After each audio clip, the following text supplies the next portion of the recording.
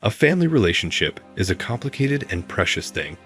But what happens if one person decides to run away from that perfect world without warning?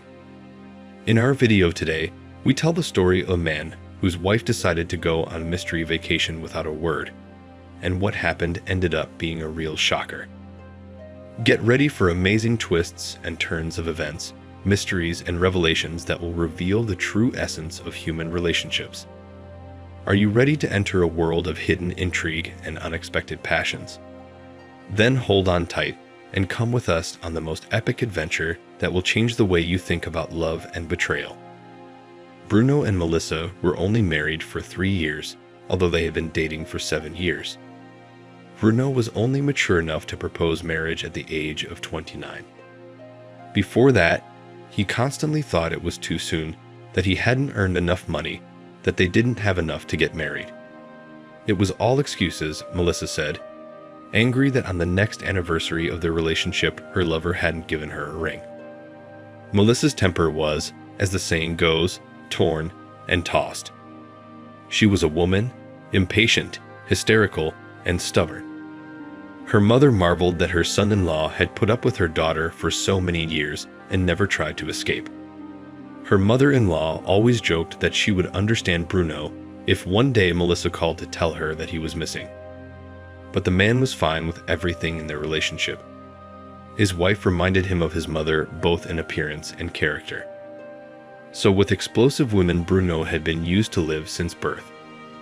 One summer, Melissa told her husband, having put him before the fact that she was going on holiday to the sea with her friend Corina.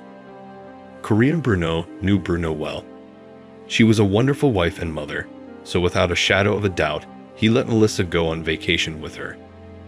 They quickly chose a suitable tour, and a month later lounged on the beach with cocktails in their hands. Corina literally went on this trip. Life and the baby exhausted her so much that the woman had no strength left. Her husband, seeing this, presented her with a trip in advance for her future birthday. Since Bruno and Melissa had no children yet, Melissa could not fully understand her friend's desire to just lie on the beach all day, go to spa treatments, and eat delicious food. "If I had known you were so boring," sighed the woman sadly, "I wouldn't have gone with you." Corina smiled back. "But you can meet someone and go wherever you want, can't you? Even to a nightclub." "I won't be offended, and I won't tell Bruno that you go out." "Yes, I'll go right away tonight," Melissa said in a contented voice. That was the way they had decided to go. Melissa returned to her and Corina's room the next morning, disheveled and a little drunk. She told them how she had had a wonderful time, first at the nightclub and then at the beach with a group of strangers. "You were at the beach till morning?" her friend asked her in amazement. Melissa threw a sly look at her. "Are you sure you won't tell Bruno?" Corina shook her head vaguely, and the woman took that as a denial. She began pouring out details on her friend that she didn't want to hear at all. Corina wasn't planning on becoming an accessory to the crime of being the person who knew such a terrible secret. To her, a fully family man, Melissa's words sounded like insanity. "I used to think my Vrupak was good in bed, but now I realize he wasn't." Enthusiastically, Melissa told her, glancing at her friend, who was sitting with a bewildered face. She poked her in the shoulder with her hand and smiled. Come on. What was in Vegas stays in Vegas." And humming a cheerful tune, Melissa strode into the bathroom. Corina thought she was about to throw up. At dinner, her friend introduced her to her late-night beau. Corina tried to pretend the situation didn't bother her at all, but it wasn't very believable. When her husband called her in the evening to find out how she was doing, she could not stand it and cried right into the receiver. But she would not say what happened. Coley would immediately start telling Corina to tell her husband Melissa everything, and she didn't have the strength to do that. She referred to the fact that she missed her family and couldn't relax in any way. Melissa didn't miss her family, she had no time. She enjoyed her vacation as much as she could. On the third day, Corina realized that she had lost her friend for the next week and a half. Melissa was always somewhere. They were out on the town with their motley crew, spending nights at the club. She'd run back to her room for a little chat with her friend and pick up a few things. Corina tried to pretend to the last minute that nothing was going on. After all, her friend's life was none of her business that should concern her in any way. She studiously ignored Melissa's behavior until they got into a fight. The quarrel began when Melissa took her friend's dress without asking, and Corina went berserk. She cussed and yelled so loud it seemed like the whole hotel could hear her. The exasperated Melissa grabbed her suitcase, dumped her things in it, and left. A few minutes later, as if sensing her condition, Corina received a call from her husband. This time, she did not hold back. She told him everything as it was. Coley supported her sweetheart, saying she was right to tell her cheater all she thought about her. "You don't need friends like that," he reassured her. "Spend the rest of the vacation at your leisure and do not think about anything. Everything will be all right." Corina tried not to think about her friend's grief, even though they frequently bumped into each other at the hotel. They returned home separately too, without saying a word to each other. Neither of them knew what awaited them in their hometown. Melissa returned home in a cab. As soon as she crossed the threshold, she felt some tension. Her husband did not greet her at the door as he usually did. A frowning Bruno sat in his favorite chair in the hall. The woman could see the vein throbbing on his forehead. It did not bode well. Of course, the thought flashed through her mind that her husband had found out about her amusement on vacation, but she shoved it away. She smiled. "Aren't you going out?" "Who am I supposed to meet?" strictly said Bruno. "A woman for one night? I do not see my beloved wife in front of me." Melissa's heart sank. "Corina told you all this?" She was so. Out of her mouth came a torrent of canceled curses toward her friend.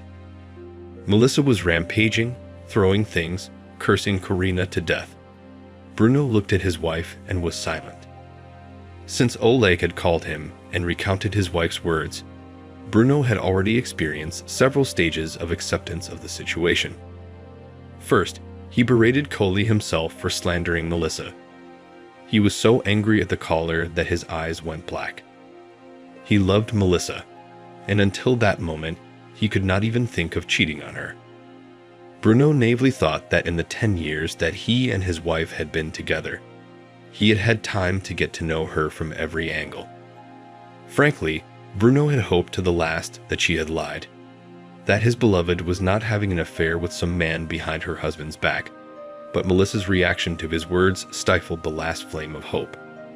They had nothing much to divorce to share. The apartment was rented. The couple had no appliances or cars. Melissa's parents disowned their daughter.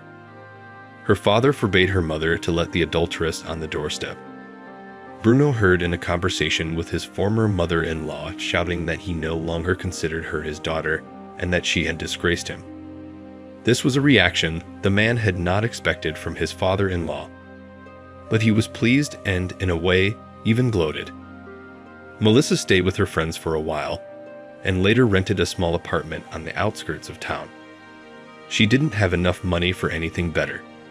She didn't work out with men. No one could tolerate her feisty character. Gradually, she began to notice that the whole meaning of her life began to revolve around constant partying, in clubs, at parties, drinking. Loneliness and a failed personal life led her to a way of life that she herself used to condemn. The next story is more interesting. Our protagonist's rage and pain combined when he found out that his faithful soulmate had decided to accept the devil's role as a cheater. He had been deceived, betrayed, and now it was time for a cruel revenge that would make her regret everything she had done. My older brother and I were raised by the street, and my mother, who loved beer more than her own kids. Orphanage, then a couple of years at my grandmother's, then orphanage again. And then my aunt quickly abandoned us. There's nothing to say about my father, the cosmonaut. He left without any obligations. That's how we grew up. My brother protected me, taught me wisdom as a boy. Among other things, his philosophy on strong relationships said, "Young girls are plasticine. Mold her into whatever you want." He himself adhered to this theory, and by the time he was 35, he found himself a minor.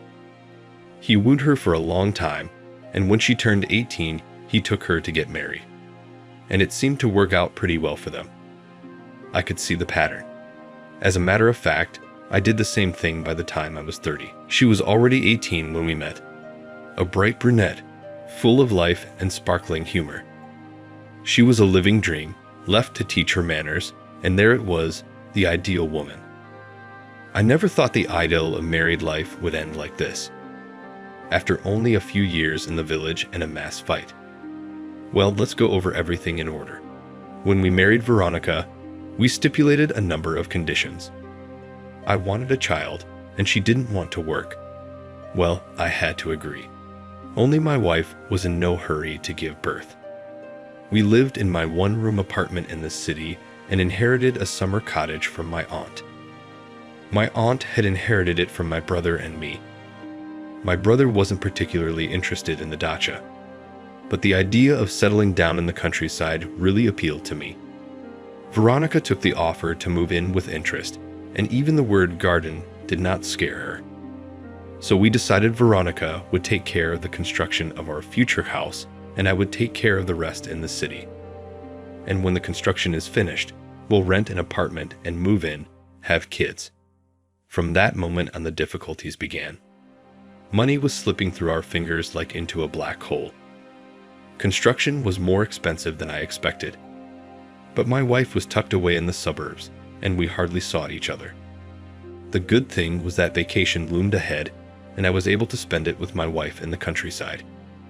I was able to leave work 2 days early, and in the evening I rushed off to my wife in our new, as yet unfinished house. There was no light on the property.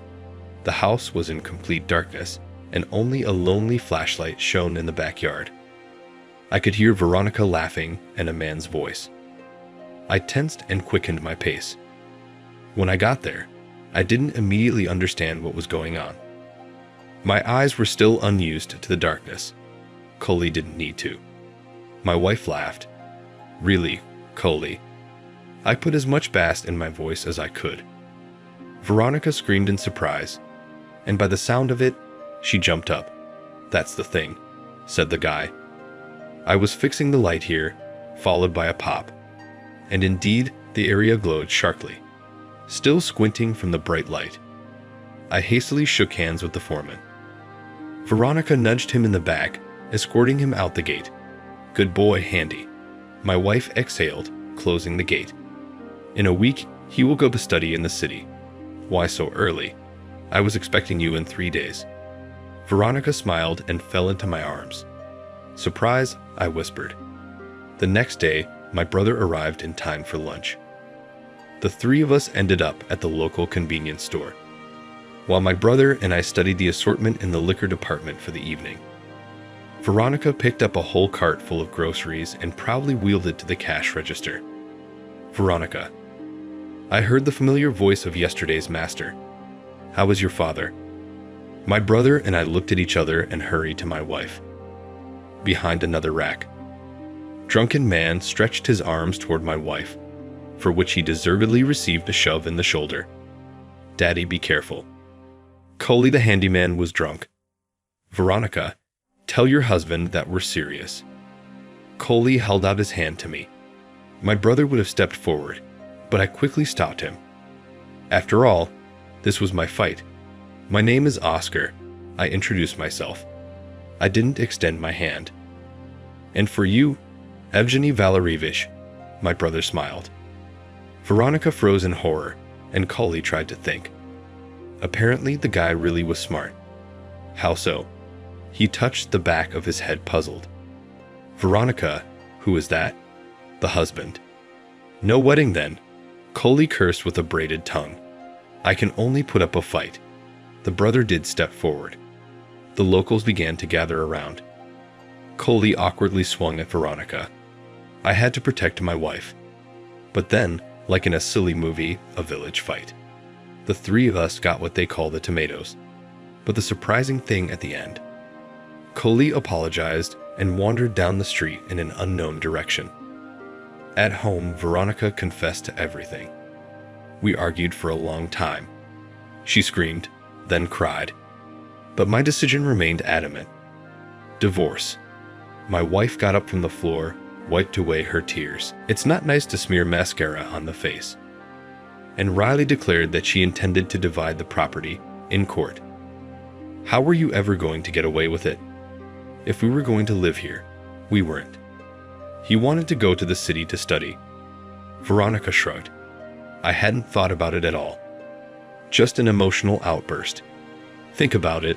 If we divorce, you'll lose everything, both the apartment and the house. And the wife slowly began to curl her fingers. The marriage, the property, we'll keep it. Let's forget everything. Veronica snuggled up to me with her whole body and reached out for a kiss. I had to grab her firmly by the shoulders and shake her perceptibly. We weren't sharing anything. The apartment was mine, and I sold it. Yesterday, I gave the money to my brother for a gift of his share of the property. And with the difference, I bought the old garage. So there won't be any questions from the IRS. So pack your things. I'll call a cab. What are we? Paper beggars. Where am I going to go in your cab now, if I don't have an apartment? I wanted to say something that didn't rhyme with where she was going, but I held back. No, beggars, you. And I have an inheritance house and land in the gift of the common, only an old garage and a loan. That's what we'll split. By the way, that's how it turned out. The court awarded Veronica half of my loan, what was taken to build a house. And now Veronica had to work. She didn't have much choice, so she either went back to her parents or to go back to Coley, who she had fallen in love with. Veronica chose Coley, so now we live on neighboring streets. At their house, there was always drinking and music. I've learned the main thing. You should choose a wife according to age and leave the underage girls to other underage girls.